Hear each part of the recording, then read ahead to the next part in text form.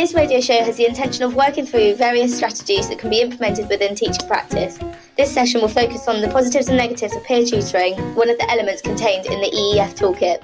It's one of the strategies that has been found to have both many positive and negative elements, and has been something that many of us have been intrigued to look into more detail on the social and academic effects of the children's education. It has been found to be 4 out of 5 stars in the effectiveness graded on the toolkit. So Molly, I was wondering, what really works in education? Well, Natalie, I've heard that peer tutoring can positively impact on children's education. Peer tutoring? What on earth is that? No, peer tutoring. It's defined by the Education Endowment Foundation as using a range of approaches where learners work in pairs or small groups to provide each other with explicit teaching support.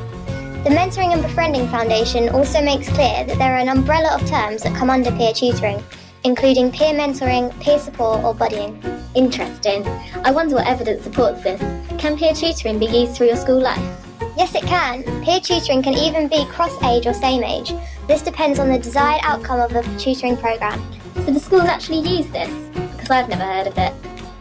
I've run up some statistics for you behind the scenes. In 2009, Holston found that 57% of primary schools had peer support initiatives. Also, can I have a round of applause? I've conducted a survey for our radio listeners on peer tutoring and I've had 55 responses. I'm gobsmacked. What did you find out? 98% of listeners have experienced and participated in peer tutoring at some point in their education. Examples include talk partners, mixed attainment groups and reading buddies. The popularity of peer tutoring could be down to the fact that the EEF identified it as very low cost but for a moderate impact. Well, actually, evidence suggests that the most successful programmes are very expensive. So is it really worth it? Don't be silly, Alyx. Peer tutoring is all grounded in Vygotsky and social constructivism. Exactly. Both Piaget and Vygotsky argue that social interaction with peers, such as through tutoring, assimilates knowledge. That's why peer tutoring can improve understanding. When using talk partners, children listen and respond to each other's ideas and contributions, often identifying misconceptions that they may have previously had themselves. Well, actually, Herrera claims that there is little difference between using adult tutors and peer tutors in terms of positive impact, meaning peer tutors are potentially obsolete. Although Coleman found that children are more likely to be influenced by their peers, as opposed to an adult tutor, and peer tutors have a greater insight into effectively communicating with their peers, resulting in greater understanding. Actually, the National Peer Mentoring Pilot found that peer tutors had a 10% increase in attainment in comparison to non-peer tutors. Also, it has been found that tutored children show greater academic progression than non-tutored children. Only moderately. Moving on, let's look at the pastoral impacts of peer tutoring. A positive pastoral impact is that peer tutoring can positively influence the school climate, offering an extra level of social support to the children. This assures that the teacher standard 1.1 is met, creating a safe and stimulating environment. Wow, good memory, Natalie. Don't forget that this also implements Standard 8.1, which states that teachers should positively contribute to the school community. This is achieved by establishing peer mentoring. What's the evidence that improves the school community?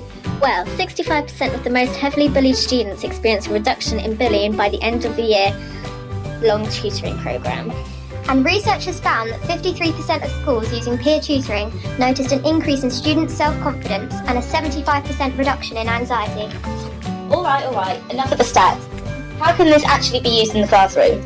Well, some of the most common uses of peer tutoring to boost academic performance are lead learners who act as subject experts to their peers, as well as mixed attainment groups where high, middle and lower attainers work in collaboration. And then there are talk partners, peers of mixed or same attainment discussing ideas. It could be concluded that using a higher and lower attaining child is too much of a large gap for both children to benefit from the academic conversation that takes place, and so it could be advised to pair a lower attaining child with a middle attaining child and a higher attaining child with a middle attaining child to support their social engagement in academic conversation. That's a good practical point, Alyx. And also, there are lots of practical examples of peer tutoring being a driver for student well-being. These include playground pals, who are supervisors that encourage social interaction, as well as buddying systems where children are encouraged to join different friendship groups. But despite the distinction between social and pastoral schemes, all uses of peer tutoring schemes can benefit the quantity and quality of social interaction. These are great examples, but how can I implement these in my school? I've read that most beneficial peer tutoring programmes are formalised and structured and therefore very expensive and so time consuming. Well, actually, the EEF toolkit states that peer tutoring is very low cost, and this funding could be sourced from using pupil premium funds to set up a tutoring programme, or encouraging teachers to train and support buddying systems. After all, this does contribute to Part 2 of the teacher standards, contributing to the wider school life.